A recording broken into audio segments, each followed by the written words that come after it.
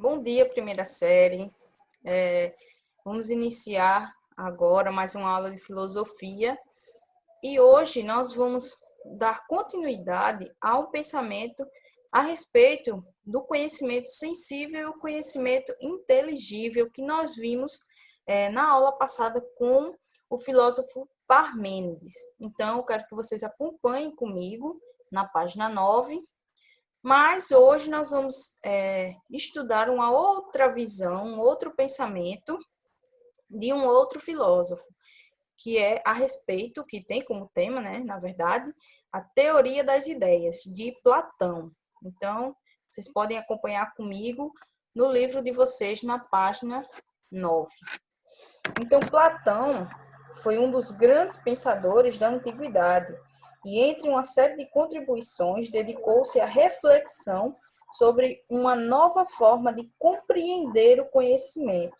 Assim como Parmênides confrontara a doxa e a episteme, ele opôs o conhecimento sensível, que é fundamentado nos sentidos, como eu expliquei para vocês, ao conhecimento inteligível, fundamentado na razão e no intelecto.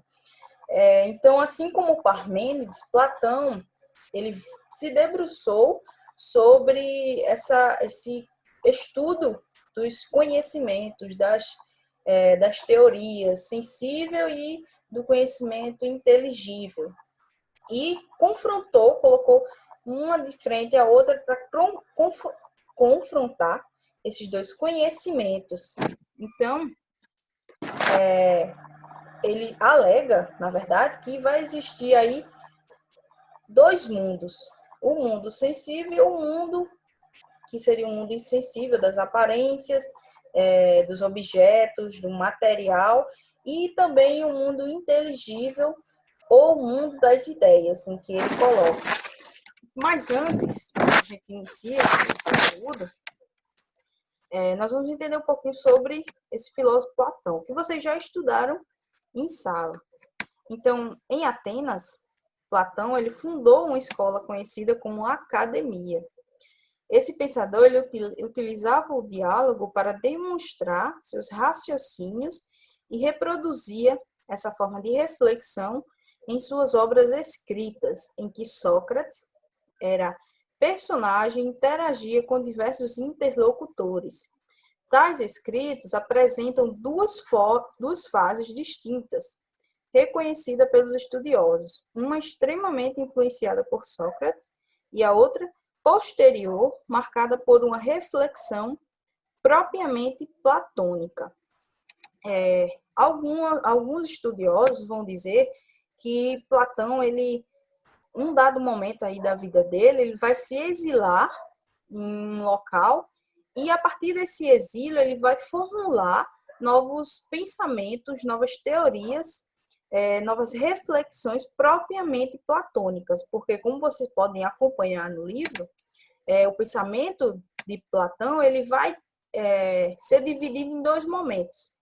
Esse primeiro momento que vai ser muito baseado no pensamento socrático, como vocês viram em sala de aula, ele era o principal discípulo de Sócrates, aquele que escreveu muita coisa dos pensamentos de Sócrates e foi inclusive devido a isso, que nós hoje conhecemos o pensamento socrático.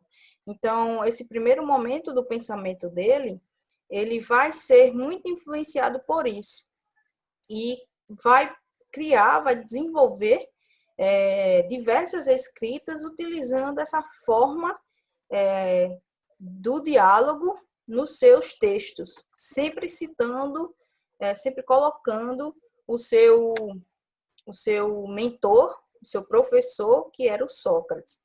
No segundo momento, ele vai se afastar um pouco desse pensamento socrático e vai criar suas próprias reflexões. E uma delas foi a respeito do conhecimento, do significado do conhecimento sensível, do conhecimento inteligível. Então, Platão acreditava que somente a razão, o intelecto, no caso, seria capaz de alcançar a verdade imutável e eterna. a qual chamava de inteligível, em contraposição à realidade visível, chamada de sensível, uma vez que esta era percebida por meio dos sentidos humanos e a possibilidade de falhar poderia levar ao engano e provocar falsas opiniões. Sendo assim, falava na existência de dois mundos. Então, como vocês podem ver, assim como o Parmênides, o Platão ele vai seguir nessa linha de pensamento em que coloca esse mundo inteligível como o pensamento, na verdade, inteligível, como o único pensamento responsável e capaz de nos levar à verdade. Era um conhecimento seguro que nos levaria à episteme. Ao contrário desse conhecimento baseado naquilo que era visível, na realidade visível. Esse conhecimento, por ser baseado e influenciado pelos sentidos, Platão colocava que ele não seria, então, algo que nós pudéssemos confiar, ele era suscetível a falhas. Nesse mundo sensível, no qual a maioria, segundo Platão afirma, a maioria da humanidade se encontra, porque se atém ao que é superficial, suscetível à constante mudança e aos enganos dos sentidos. Então, nesse mundo sensível, segundo Platão, ele descreve que seria uma cópia imperfeita do mundo inteligível. Era o material, o impermanente e o instável. Tudo que nós conhecemos nesse mundo sensível, nesse mundo das aparências, era, na verdade, ideias, projeções de ideias que nós tínhamos das formas puras, que só existiam no mundo inteligível. Nada mais, tudo que existia aqui, nada mais passava de uma cópia imperfeita. Aqui, nesse mundo sensível, a matéria está em constante transformação e, por percebermos através dos sentidos, elas se tornam imperfeitas. Então, Platão explicava que tudo aqui ela estava em constante transformação, essa matéria estava em constante transformação. Os objetos, enfim, tudo que existia no mundo sensível passava por diversas transformações. E com isso, ao observarmos essas matérias através dos nossos sentidos, utilizando esses sentidos, elas acabariam por se tornar imperfeitas. Então, esse filósofo, como vocês, desculpem, como vocês já podem ter notado, tinha uma visão negativa do mundo sensível, considerando como território do homem comum preso às coisas do cotidiano. Segundo ele, o mundo sensível fora organizado por uma espécie de artesão divino, o que ele chamava de demiurgo, que dera forma à matéria desorganizada ao imitar a essência do mundo inteligível. Então, para Platão, esse mundo ele foi criado por essa espécie de arquiteto, que ele dá o nome de demiurgo, e ainda por cima teria sido feita uma cópia aí, mal feita, uma cópia desorganizada do mundo das ideias, do mundo inteligível em que ele coloca. Então, Platão também acreditava que ao avaliarmos as coisas a partir desse mundo, a partir dos sentidos, nos levaria a estar em uma constante ignorância, porque esse mundo sensível ele não nos daria suporte, base para que a gente chegasse a um conhecimento verdadeiro. Então, se a gente tentasse chegar a esse conhecimento verdadeiro a partir desse mundo sensível, a gente não conseguiria, a gente ia estar em uma constante estado de ignorância. Platão também coloca que no mundo sensível existiam duas fontes de informação.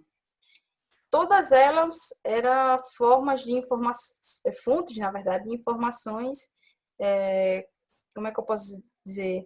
não confiáveis. Então, existiam os objetos, a matéria, aquilo que a gente toca, que a gente sente através dos sentidos, e esses objetos já era considerado por ele uma cópia imperfeita. Mas, além desses objetos, existiam também as imagens, as fotos, as pinturas, que aí seria uma representação de um objeto que para ele já era considerado algo sem confiança, algo que a gente não poderia depositar uma confiança. Então, tudo o que vemos neste mundo, na verdade, para eles são cópias e projeções, como eu falei para vocês, das ideias, da ideia do que realmente é aquela coisa. Então, por exemplo, vocês estão vendo aí o exemplo dessa cadeira. Então, essa cadeira, a cadeira que nós sentamos, que nós estamos vendo, para Platão, na verdade, era uma cópia da ideia que nós temos da cadeira.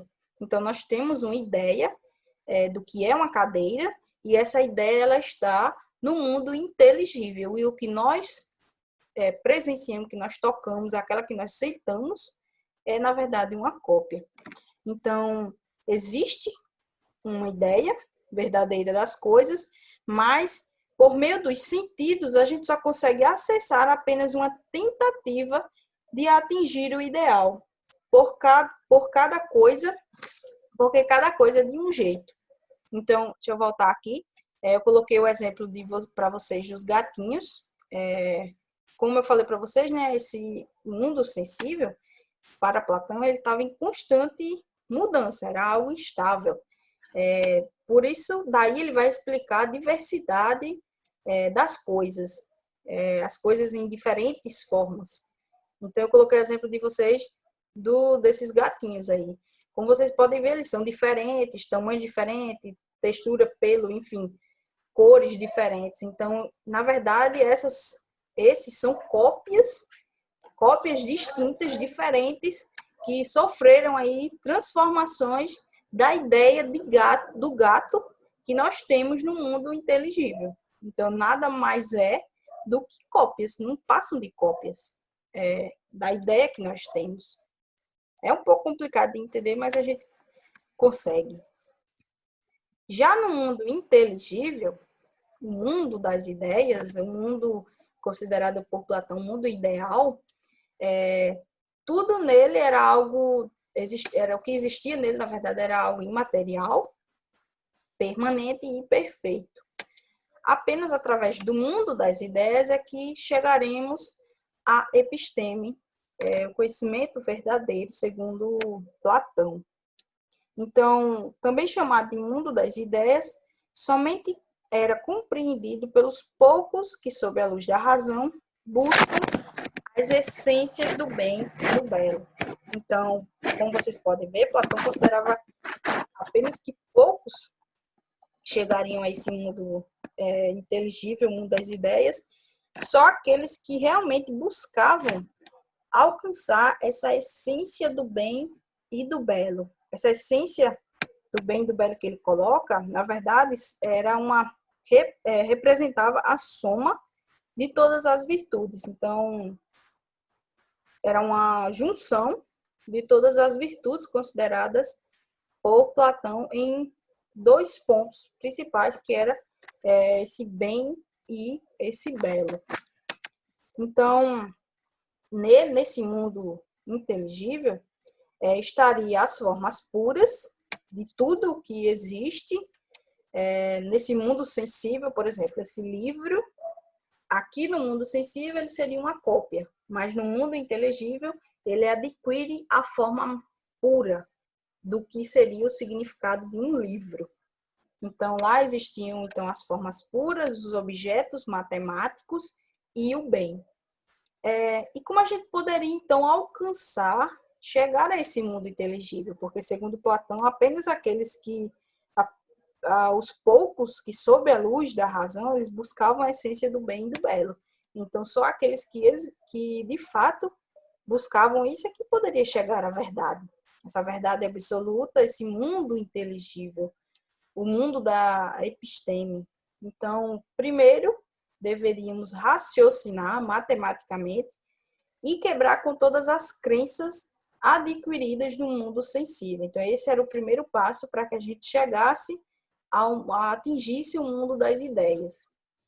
A partir daí, iria nos ajudar a desenvolver a nossa capacidade de abstração e vai nos levar ao tipo de pensamento mais elevado, que seria o pensamento filosófico. Então, a partir desse raciocínio matematicamente, chegaríamos então a desenvolver uma capacidade de abstração capaz de chegar a um pensamento filosófico, o pensamento que Platão considerava o mais elevado.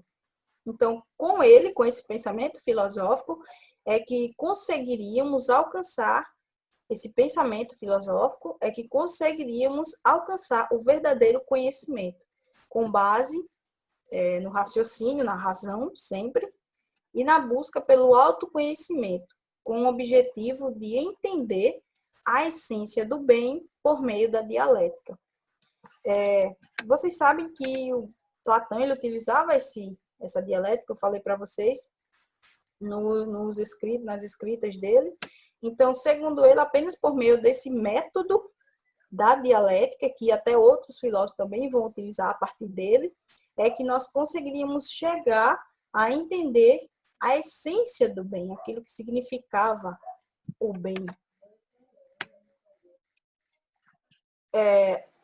O sentido de ideal para Platão, nesse caso aí, não é o mesmo sentido em que nós temos, o significado que nós temos hoje, que seria uma característica de quem é sonhador, visionário ou que defende utopias.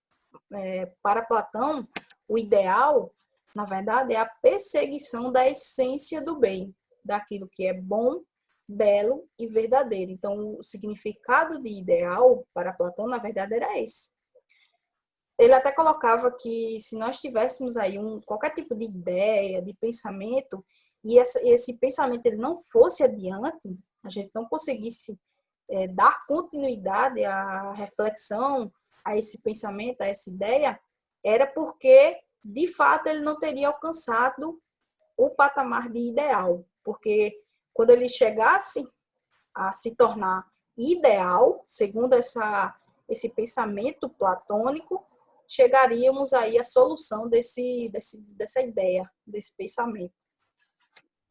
Então, além disso, Platão afirmava a superioridade do mundo inteligível, isso já ficou claro para vocês, considerando como filósofo aquele que o descortinava, ou seja, aquele que vislumbrava, que conseguia enxergar esse mundo, indo além da imitação e aproximando-se da contemplação das essências. Indo além da imitação, indo além desse mundo, no caso, sensível, dessa cópia imperfeita que ele colocava. E aproximando, assim, da contemplação das essências, que, segundo ele, era o principal destino aí, o fim, na verdade. Então, no livro 7 da obra A República, Platão ele apresentou a alegoria da caverna, também conhecida como mito da caverna, para demonstrar o processo vivido pelos filósofos em busca do conhecimento verdadeiro, o conhecimento das essências ou o conhecimento das ideias.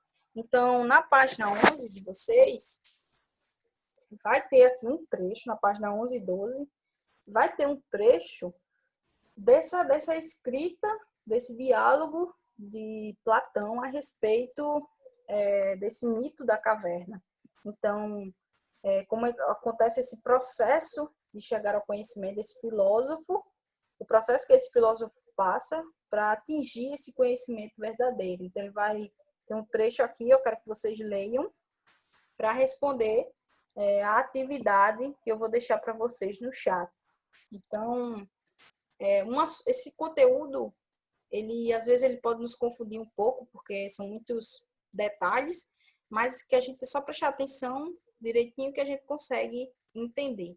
E também, eu sempre deixo aqui, eu sempre coloco que vocês podem me perguntar qualquer dúvida no chat, até porque ele serve justamente para isso, para tirar as dúvidas, para que vocês coloquem lá, enfim, qualquer coisa que estiver incomodando. Então, por hoje a aula termina aqui. Até a próxima aula e espero que todos estejam bem.